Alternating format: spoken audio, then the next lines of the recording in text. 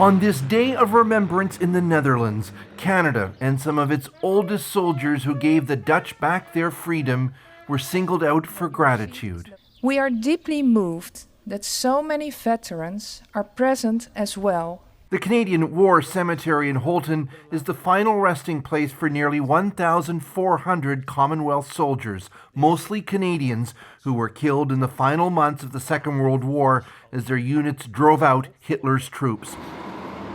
The Dutch appreciation is not token. Canadian flags are everywhere.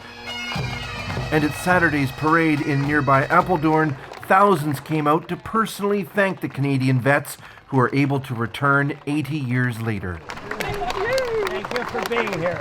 Mary Simon is Canada's Governor-General. This friendship and this sense of belonging to each other is very strong. It's a sense of wonder.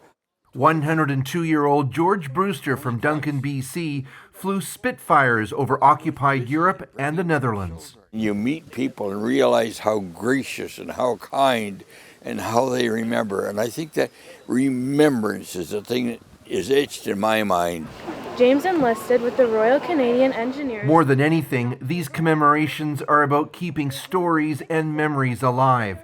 These students from Owen Sound and Meaford, Ontario, traveled a long way to learn about fallen soldiers from their hometowns. It's close to home, knowing where he grew up. We went to the same high school, and it's kind of crazy to think that we're similar age, he's not much older than me.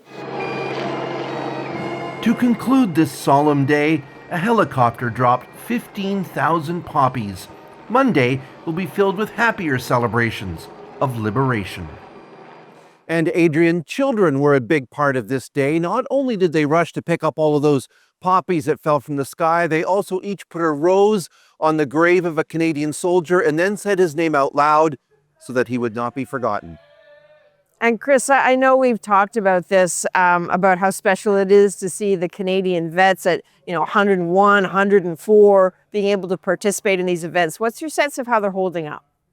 Well, as you say, 22 of them were able to travel here, but these are very long, emotional days. 9 felt up to coming to Holton. The parade here in Apeldoorn likely tired a lot of them out, but in a good way. So many people wanted to see them, shake their hands, say thank you. And of course, there's going to be a lot more of that kind of emotion on Monday.